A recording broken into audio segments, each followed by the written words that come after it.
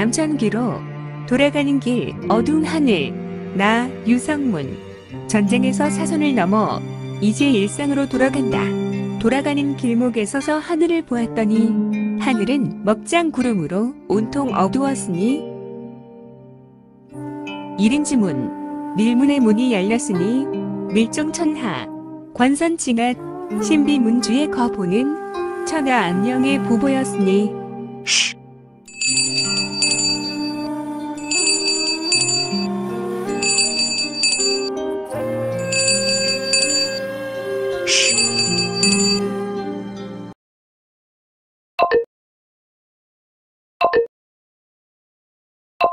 구독과 좋아요, 알림 설정 부탁드립니다.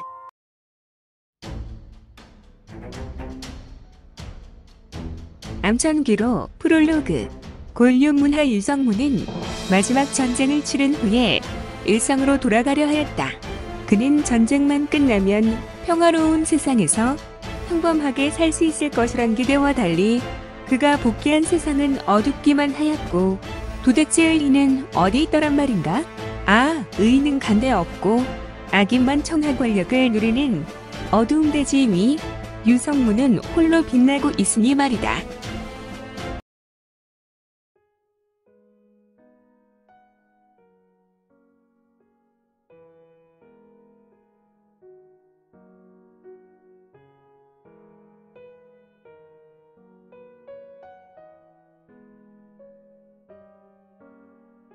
제3장 암천. 장안백성의 원성 3화.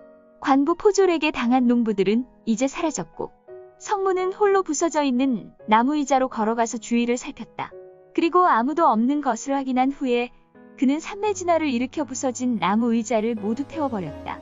허허, 성문이 공력이 매우 뛰어난 나무 의자는 금세 검은 재가 되어 바닥에 떨어져 내렸다. 성문은 구석에 있는 빗자루를 가져와서 재를 쓸어버렸고 잔해를 말끔하게 치웠다. 저벅. 유성문은 본인이 있었던 자리로 돌아가 의자를 정리하고 다시 아래층으로 내려갔다. 그리고 그는 홀연히 사라졌는데, 술시가 지났고 물론 경천에인 찻방은 지금 한창 영업시간을 종료하고 있었을 것이다. 술시가 지나가고 있어서 거리의 사람들이 전혀 보이지 않았다. 잠시 후에 자정이 되면 포졸들이 거리를 돌며 등화관제를 소리치며 다닐 것이다.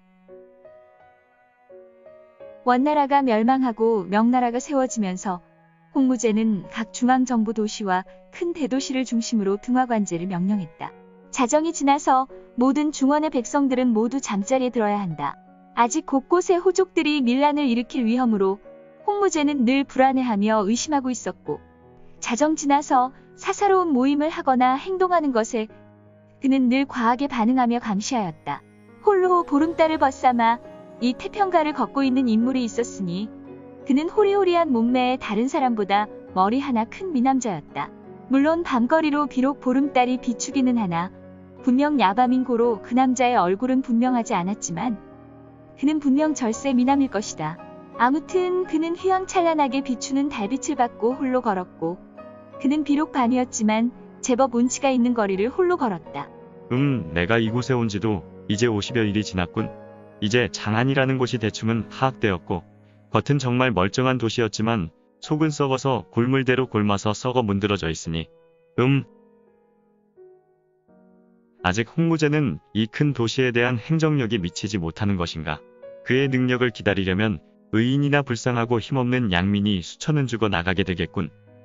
홀로 걷고 있는 인물이 바로 유성문이 아닌가. 저벅. 분명히 이곳에도 반명복원 운동을 하는 호족이 있을 것이다. 그리고 명나라가 이곳을 온전히 다스리는 것을 꺼리는 인물도 있을 것이고. 유성문은 길을 걸으며 산책을 하는 것처럼 보였으나 그는 이런저런 생각, 특히 장안에 들이운 어두운 운명에 대해 혼자만의 생각으로 사색하고 있었다. 그런데 유성문은 한 10여 장 밖에 바쁜 걸음을 하고 있는 두 명의 젊은이를 보게 되었으니 이런 야심한 밤에 저렇게 어린 녀석들이 어디를 급히 가는 것인지. 바쁜 걸음을 하고 있었던 두 젊은 녀석들이 걷는 모습을 보며 성문은 그들의 행동에 조금 궁금해졌다. 이제 성문도 그 두 사람의 걸음을 따라서 걷고 있었다. 저들은 이 야심한 밤에 도대체 어디를 가는 것일까?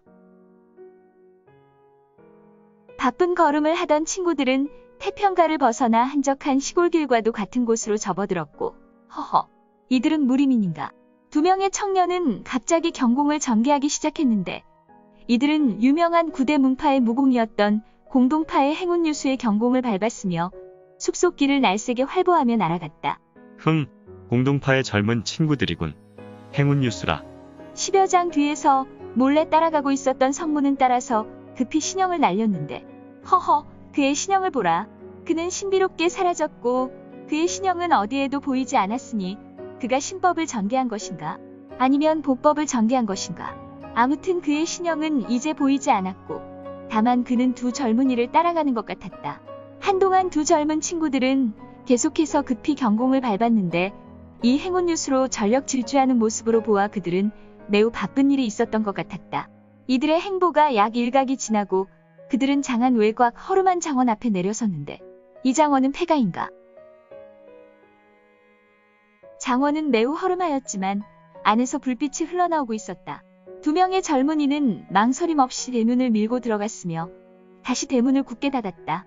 잠시 후 휘리릭 휘리릭 척 키가 호리호리하고 보통의 성인 머리 하나 더 큰 인물이 하늘에서 떨어져 내렸다. 그의 착지는 매우 가벼운 착지였고 매우 부드러운 신법이므로 그의 무공은 상당하였을 것이다. 역시 유성문이었다. 그는 세상 어디에 내놓고 인산 이내에 인파가 몰린 광장이라도 워낙 출중한 외모로 단번에 그 힘은 누구나 짐작할 수 있을 것이다. 낙성장이라. 과거 별이 떨어진 장원이라도 지금 이 장원은 폐장원이 되었겠군. 하지만 이 안에서 신비한 불빛과 좋은 향기가 나는데 향기라. 필시 이 향기에는 이상한 기운도 있고. 그는 혼잣말하며 그 자리에서 다시 홀연히 사라졌다. 스르르 그가 사라진 곳에 하얀색 서기가 피어올랐고 유성문은 신비롭게 사라졌으니 허허 도깨비장난이란 말인가? 유성문이 펼친 신법은 신출비몰하였으니